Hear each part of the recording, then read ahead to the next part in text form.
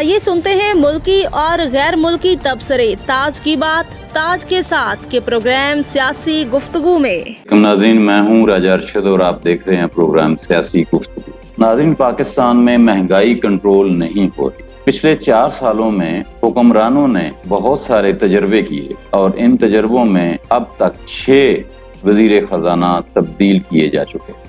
PTI की government ने 4 वजीर खजाना तब्दील किए, जिनमें सबसे पहले वजीर खजाना असद उमर साहब थे, उसके बाद हफीज शेख साहब को लाया गया और उसके बाद बहुत ही थोड़े टाइम के लिए हमाद अजहर साहब भी वजीर खजाना बने और उसके बाद शौकत तरीन साहब को लाया गया। और फिर पीटीआई की जो हुकूमत है वो खत्म हो गई और तजर्बाकार लोगों की हुकूमत आ गई और इस तजर्बाकार लोगों की हुकूमत ने मिफ्ता इस्माइल साहब को और फिर अब इसहाक डार को वजीर खजाना अपॉइंट किया। पिछले 4 सालों में सिर्फ ये वजीर खजाना ही तब्दील नहीं हुए, और भी बहुत कुछ तब्दील हुआ है, उस पर भी एक रोशनी डालते हैं। तकरीबन 4 गवर्नर स्टेट बैंक भी तब्दील हुए, 8-9 फाइनेंस सेक्रेटरी तब्दील हुए हैं और इतने ही लगभग चेयरमैन FBR भी तब्दील हुए। रियासती मशीनरी जो फाइनेंस को डील करती है उनमें कुल मिला के कोई 20-22 लोगों को तब्दील किया गया। इस इंस्टेबिलिटी की क्या वजूहात हो सकती हैं? जब आप इतने बड़े पैमाने पे तब्दीलियां करेंगे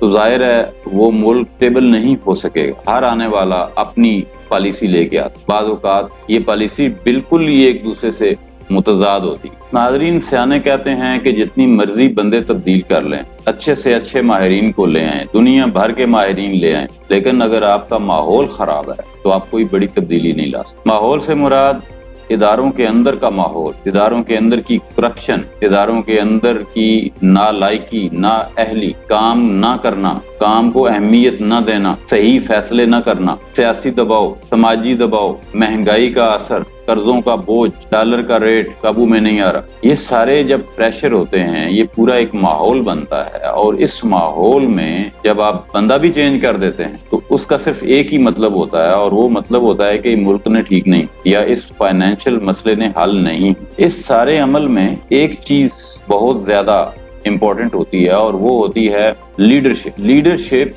ऐसे माहौल में ये फैसले करती है कि उसे क्या करना। क्या वो प्रेशर को कबूल करती है? क्या वो डर जाती है? जब वो अंडर प्रेशर आ जाती है, महंगाई से डर गई, उसने अपना वजीर खजाना चेंज कर दिया कि अच्छा इसको लगा के देख लेते हैं, एक नया तजर्बा कर लेते हैं। ये जो मशीरान होते हैं ये भी उल्टे सीधे मशवरे देते हैं कि अच्छा ये सही नहीं कर रहा, अब आप फलां बंदे को लगा लें, फलां को लगा लें, फलां को लगा लें। ये सारे मशवरे जो हैं ये इसलिए दिए जाते हैं कि लीडरशिप परेशान होती, लीडर फैसला करने के काबिल नहीं रहती। तो जब लीडर फैसला करने के काबिल नहीं रहेगा, सेकंड लेयर जो है वो अपने मफाद के लिए प्ले करती और उसका नतीजा ये निकलता है कि उनकी मर्जी का बंदा लग जाता है। वो बंदा भी ठीक नहीं होता, वो भी कैपेबल नहीं होता, लेकिन फिर भी ऐसे लोग अपॉइंटमेंट उनकी हो जाती है।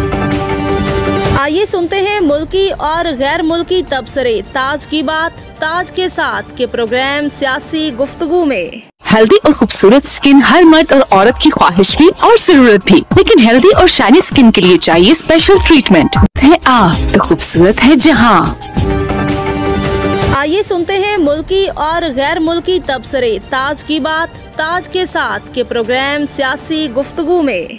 अब देखना यह है कि हम इस दलदल से कैसे निकलें। सोल्यूशन क्या है? सोल्यूशन एक ही है और वो है कि हुकूमत अपने खर्चे कम करे, इम्पोर्ट कम करे, एक्सपोर्ट को बढ़ाए, गैर जरूरी चीजें मुल्क में न लाएं। लेकिन यहाँ पे ये भी बड़ा प्रॉब्लम है कि ये तजर्बा भी नाकाम हो गया। एक लिस्ट बनाई गई जिसमें फलां चीजें नहीं आनी चाहिए मुल्क के अंदर, ये गैर जरूरी, और चंद दिनों बाद फिर जब उन पे प्रेशर पड़ा, अमीर लोगों ने कहा कि ये तो हमारी जरूरत की चीजें, हम तो इनके बगैर नहीं रह सकते, फिर छूट देनी पड़ी, फिर दोबारा लिस्ट के अंदर तब्दीली करके उन्हीं चीजों को फिर से शामिल करना पड़ा। तो ये तमाशे सियासतदानों के, हुक्मरानों के, हमारे लीडरों के, ये कौम देखती चली आई है और अभी मसलसल देख रही है। जब मुल्क क्राइसिस में है, माशी बहरान का शिकार, तो इस मुल्क के अंदर इस वक्त तारीख की सबसे बड़ी काबीना मौजूद, 74 रुकनी काबीना। अब इस 74 रुकनी काबीना में लगभग 20-22 लोग ऐसे हैं जिनके पास कोई ओहदा नहीं है, मशीरान बेमहकमा, इनके पास कोई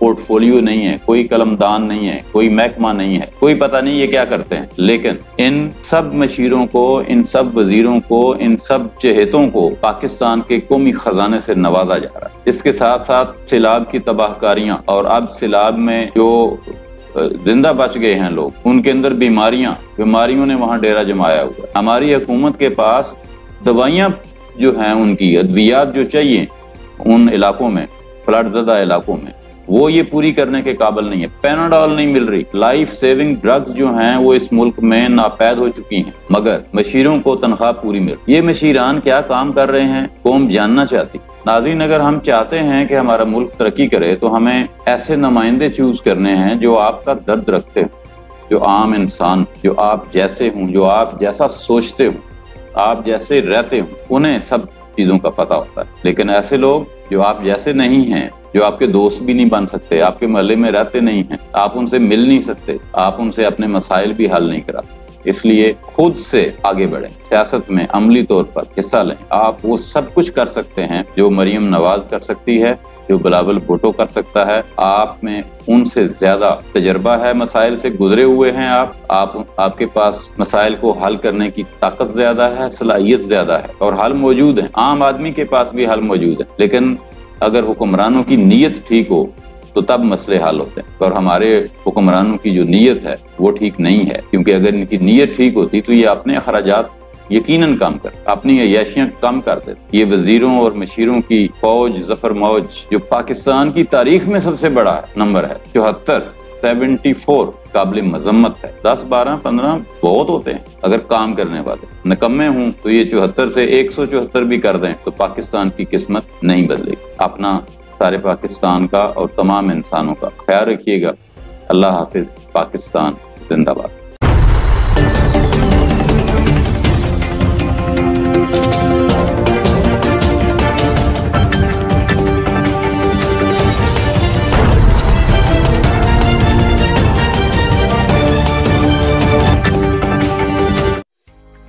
लेवोरेक्स जर्मन फार्मूला मैदा और जिगर के अमराज इंसानी सेहत को नाकाबिले तलाफी नुकसान पहुंचाते। इन तमाम मसाइल की वजह से आपको जिन तकलीफात का सामना है उनसे छुटकारे का मौसर और शानदार एक ही हल, लेवोरेक्स होम्योपैथिक ड्रॉप्स। बनाए आपको स्मार्ट, तंदुरुस्त, जवान और सिर्फ 2250 रुपए में होम डिलीवरी के साथ। तो देर किस बात की, इन तमाम तरफ़ायत को हासिल करने के लिए अभी अपना नाम, मुकम्मल एड्रेस और एक्टिव मोबाइल नंबर लिखकर या अपनी जुबान में बोलकर अभी भेजें, ताकि आपको जल्द से जल्द सप्लाई फराहम की जा सके। WhatsApp number 0306 8374 717।